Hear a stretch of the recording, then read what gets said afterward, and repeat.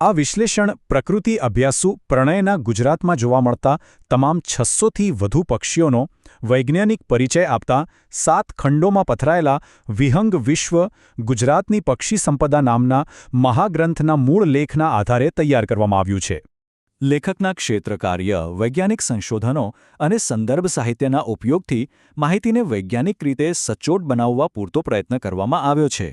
આમ છતાં આ એક AI જનરેટેડ વિડિયો હોવાથી જો કોઈ ક્ષતિ રહી ગઈ હોય તો તેને ક્ષમ્ય ગણવા અને કોમેન્ટ દ્વારા ધ્યાન પર લાવવા વિનંતી. તો ચાલો શરૂઆત કરીએ. આજે આપણે આપણી આસપાસ રોજ જોવા મળતા એક અત્યંત પરિચિત છતાં એટલા જ રસપ્રદ પક્ષી હોલી એટલે કે લાફિંગ ડવ વિશે વાત કરવાના છીએ.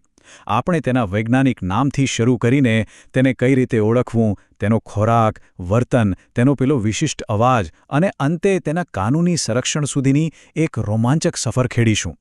વિભાગ 1. વૈજ્ઞાનિક પરિચય અને નામકરણ.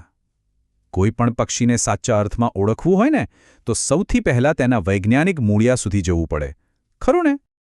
તેનું સચોટ વૈજ્ઞાનિક નામ છે સ્પિલોપેલિયા સેનેગાલેન્સિસ.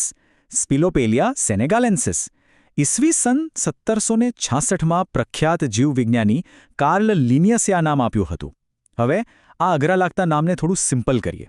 સ્પિલોપેલિયાનો સીધો અર્થ થાય છે ડાઘવાળો હોલો અને સેનેગાલેન્સિસ એટલે કે જેનો સંદર્ભ આફ્રિકાના સેનેગલ પ્રદેશ સાથે જોડાયેલો છે. આ કલોમ્બિડે એટલે કે કબૂતર પરિવારનું પક્ષી છે.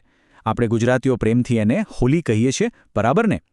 અંગ્રેજીમાં તેને લિટલ બ્રાઉન ડવ કે સેનેગલ ડવ પણ કહેવાય છે. પણ હા, તેનું સૌથી પોપ્યુલર નામ છે લાફિંગ ડવ.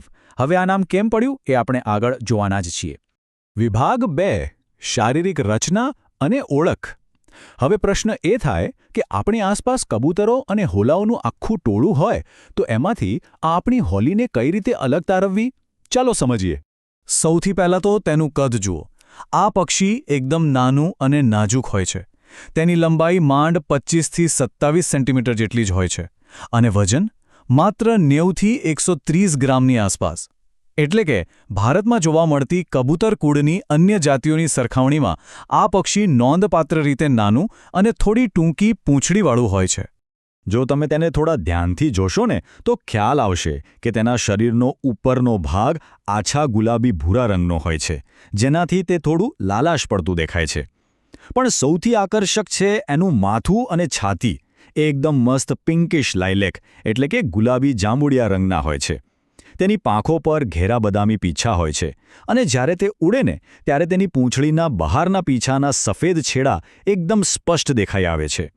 સાથે જ તેની ચાંચ પાતળી કાળી અને પગ ટૂંકા લાલાશ પડતા ગુલાબી હોય છે. અહીં એક બહુ જ ઇન્ટરેસ્ટિંગ અને અગત્યનો તફાવત સમજવા જેવો છે. પક્ષી નિરીક્ષણમાં ઘણીવાર લોકો તલિયા હોલા એટલે કે સ્પોટેડ ડવ અને આ આપણી હોલી વચ્ચે ગોટે ચડી જાય છે. તો ફરક શું છે? સિમ્પલ છે. હોલીની ગરદનના આગળના અને બાજુના ભાગ પર લાલાશ પડતા બદામી રંગના ઝીણા છાંટણા હોય છે, જાણે કોઈએ બારીક સ્કેલિંગ કર્યું હોય. જ્યારે તલિયા હોલાની ગરદન પર એકદમ સ્પષ્ટ દેખાય તેવા કાળા અને સફેદ ડાઘ હોય છે. બસ આ ઝીણું ધાબાવાળું નિશાન જ હોલીની પાક્કી ઓળખ છે. વિભાગ 3. ભૌગોલિક વિતરણ અને રહેઠાણ. તો હવે એ જાણીએ કે આ પક્ષી ક્યાં રહેવાનું સૌથી વધુ પસંદ કરે છે.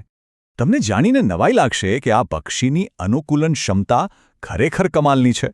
આપણે ગુજરાત પૂરતી વાત કરીએ તો આ પક્ષી કાયમી નિવાસી છે.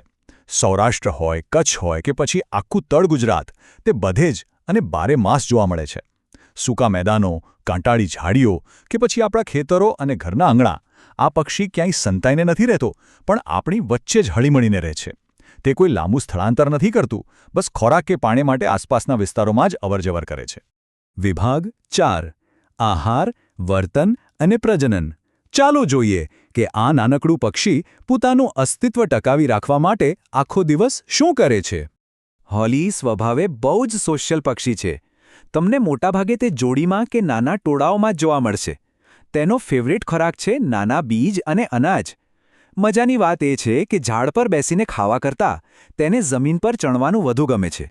અને હા, તમે માર્ક કર્યું છે, જમીન પર ચાલતી વખતે તે સતત પોતાનું માથું આગળ પાછળ હલાવ્યા કરે છે.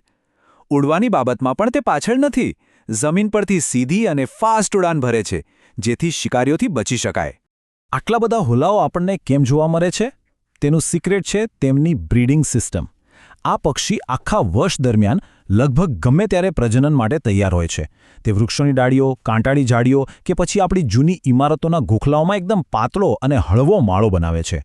માળો જોવામાં ભલે સાવ સામાન્ય લાગે, પણ તે પૂરો સુરક્ષિત હોય છે, જેમાં માદા સામાન્ય રીતે 2 સફેદ ઈંડા મૂકે છે. આ સતત ચાલતી પ્રક્રિયાને કારણે જ તે આટલું કોમન પક્ષી બની શક્યું છે.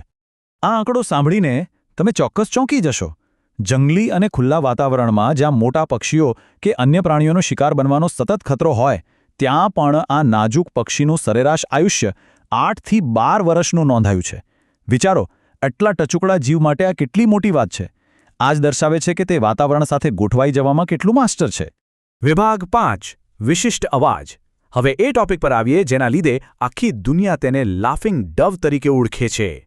સામાન્ય રીતે આપણે કબૂતરનું ઘૂઘવાટ સાંભળ્યું હોય, પણ આ પક્ષીનો અવાજ સાંભળો ને તો એવું જ લાગે કે જાણે કોઈ ધીમા અવાજે હળવું હળવું હસી રહ્યું છે. તેનો અવાજ કંઈક આવો હોય છે, કુકુ કુકુ કુકુ કુકુ. એકદમ હળવો, ફાસ્ટ અને વારંવાર રિપીટ થતો અવાજ, જાણે કોઈ કિલકિલાટ કરતું હોય. બસ આ જ હસવા જેવા વિશિષ્ટ અવાજ એટલે કે લાફિંગ કૂને કારણે અંગ્રેજીમાં એનું નામ લાફિંગ ડવ પડી ગયું. અને હવે છેલ્લો પડાવ, વિભાગ 6 સંરક્ષણ અને સાંસ્કૃતિક મહત્વ. આટલું સામાન્ય પક્ષી હોવા છતાં કાયદાની નજરમાં તેનું શું સ્થાન છે? જો ગ્લોબલ લેવલ પર જોઈએ તો IUCNના લિસ્ટમાં આ પક્ષી લીસ્ટ કન્સર્ન એટલે કે સૌથી ઓછા જોખમવાળી કેટેગરીમાં આવે છે, કારણ કે તેની વસ્તી પુષ્કળ છે. પણ અહીં એક બહુ મોટી વાત નોંધવા જેવી છે. ભારતમાં આટલી મોટી સંખ્યામાં હોવા છતાં તેને 1972ના વન્યજીવ સંરક્ષણ કાયદા હેઠળ શેડ્યુલ 2માં કડક કાનૂની રક્ષણ મળેલું છે. આ દર્શાવે છે કે આપણા દેશમાં દરેક જીવ અમૂલ્ય છે. અને હા, આપણા આંગણામાં રોજ રમતું આ પક્ષી આપણી ભારતીય સંસ્કૃતિમાં શાંતિ અને નિર્દોષતાનું પ્રતીક પણ મનાય છે. તો આ આખી સફર પછી એક સવાલ થાય કે આપણી આસપાસ રહેલા આવા સામાન્ય પક્ષીઓની અસામાન્ય દુનિયા વિશે આપણે બીજું શું શું જાણી શકીએ? આપણી રોજિંદી લાઈફમાં આવી કેટલીય વૈજ્ઞાનિક અજાયબીઓ છુપાયેલી છે. બસ જરૂર છે થોડી નજર દોડાવવાની. મને ચોક્કસ ખાતરી છે કે આજ પછી જ્યારે પણ તમે તમારા આંગણામાં કે આસપાસ આ નાનકડી હોલીને જોશો ને, ત્યારે તમારો એને જોવાનો દૃષ્ટિકોણ એકદમ બદલાઈ ગયો હશે.